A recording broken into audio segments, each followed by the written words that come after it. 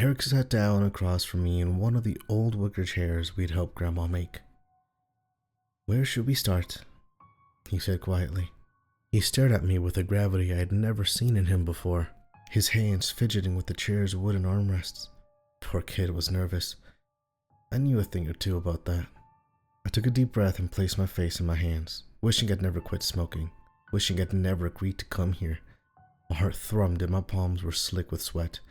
Meanwhile, my thoughts couldn't stop toying with the idea that maybe confronting these memories was a mistake. Maybe acknowledging them would somehow make them real. "Matt?" he said softly. "Let's start with the man by the river," I said, forcing myself to look him in the eyes. "You remember him?" Eric's expression said it all. He remembered. His eyes darted to the front door, still swinging open in the breeze from when we both walked in. "I'm gonna grab the door," he said. I didn't say anything. We both knew it'd be easier to talk about these things with some degree of security between us and the outdoors. He stalked off, shut the door, and then returned a moment later. "We were, 11 then?" I said. He nodded. Though we were twins, we looked nothing alike.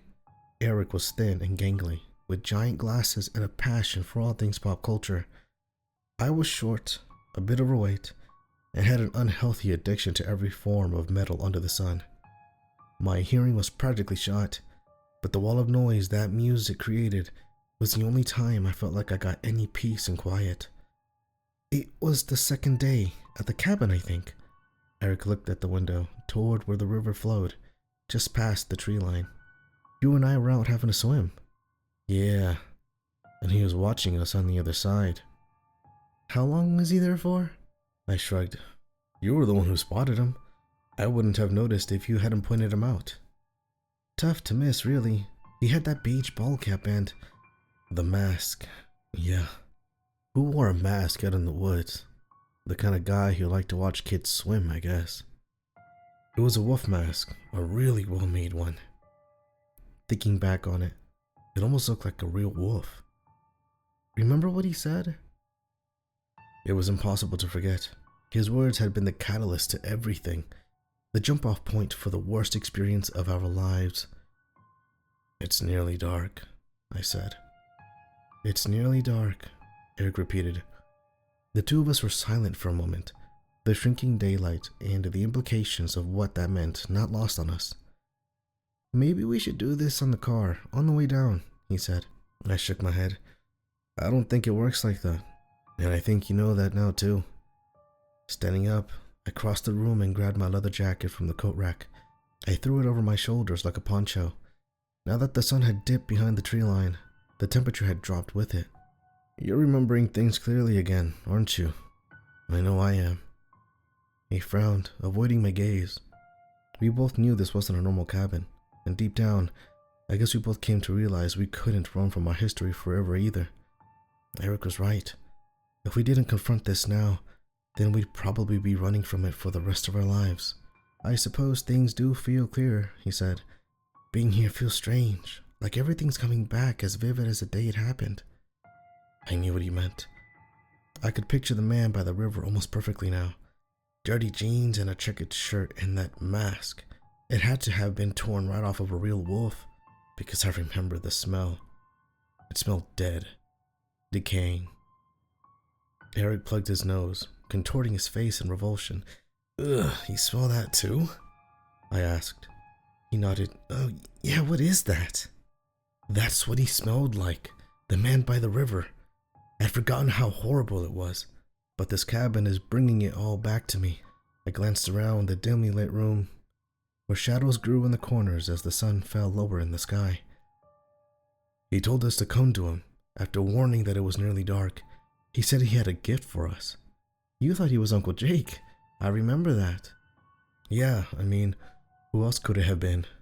Grandma had built her cabin on the land of an abandoned Firewatch outpost, far from the sleepy village below. Nobody lives up here. It was only the four of us that week. "When you swam over," Eric said quietly, "did he say anything to you?" "I don't think so." I closed my eyes and drifted back to that moment 12 years ago. In spite of it, being the height of summer, The river was freezing that day, and the current had made it hard to get across. The man stood on the other side, waiting patiently though. He was holding the gift behind his back, I said. I remember thinking it was a fishing rod. Eric cracked a bittersweet smile.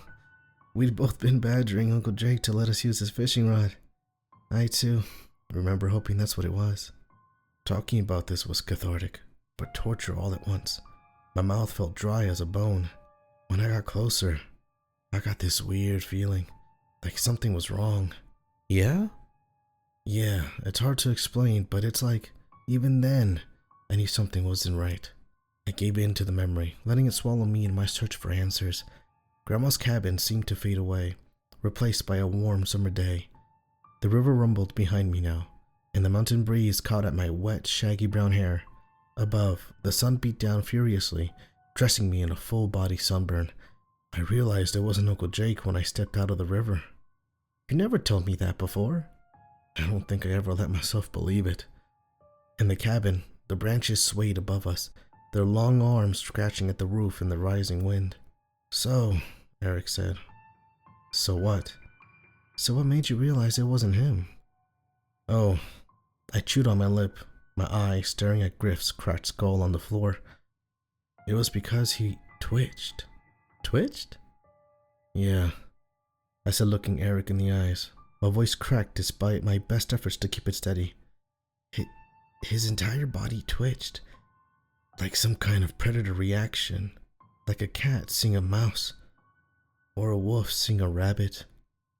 The implication hung in the air between us. We were prey. I wanted to run back into the river. I wanted to scream for help. I wanted to hide, but he held the gift out. The book, Eric said. That's right. The mysteries of the cryptids. I'd gotten halfway back across the river when Uncle Jake came down, I continued. He was on your side of the river and dressed entirely different from the man. I paused, recognizing this was one of the memories I'd never fully accepted. How could I have? Accepting it meant I was more broken than I was comfortable admitting. That's when I realized we weren't alone on the mountain. I opened my eyes and pulled myself out of the memory. It felt a little disorientating, like my senses were being thrown about in some sort of amnesiac tornado. But I did what I could to reground myself in reality. I focused on my weight in the rocking chair, the cool feeling of leather around my shoulders, and the roaring wind outside. Eventually, the cabin returned to focus. Eric ran a hand through his curly brown hair. You think that maybe... Outside, the sound of shattering glass rang out. Eric and I jumped to our feet. My heart thundered in my chest. The two of us stood frozen, each knowing we needed to act, but not knowing how. Being the older twin, I breathed deep and stepped forward, forcing my body to act in spite of its fear. I slid along the wall toward the 4-pane window. It was dusk now, and the last rays of sunlight barely pierced the thick pine trees. Darkness began to overtake the landscape, and the once lush tree line now looked more like a gaping, nightmarish maw. I peered out the window at an angle, so that I wasn't squaring in front of it in case anybody was watching from outside. Fuck! I shouted, catching a view of my car. A massive broken branch lay against the now equally broken windshield. What? Eric took a furtive step forward. Is somebody there? No.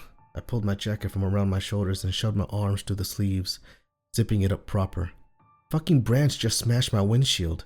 Story time's over. We're getting out of here. Eric burst out laughing, his hand on his chest. Holy shit, man. That scared the crap out of me. It was just a tree branch? Yeah, I said bitterly, storming from the room and toward the front room. Just a tree branch smashing a windshield that I can't afford to fix. What a goddamn relief. I'm sorry, man, Eric shouted, jogging after me. He wasn't really sorry, but I couldn't blame him. That sound could have been 1,000 worse things than a stupid branch. Even still, it wasn't in my budget. I gripped the handle on the front door and flung it open, preparing for a chilly drive down the mountain. And then I stumbled backwards. My breath caught itself in my chest. I opened my mouth to say something, anything, but the words weren't there. Behind me, I heard Eric mumble a soft, "Oh," then a loud crash. And he fainted? No. This wasn't happening. Please don't let this be happening. A boot stepped past the doorway, creaking at the cabin's old wooden floorboards. With it came a stench of decay. I reached blindly, desperately around me, unwilling to take my eyes off of the figure, but also needing a weapon. Anything. I only found empty air. Uncle Jake had already moved most of Grandma's things. With each step the intruder took, I took one back, until I finally came up against the far wall. The figure stood framed in the dark of the hallway, a ball cap on its head, and two glowing yellow eyes. It's nearly dark.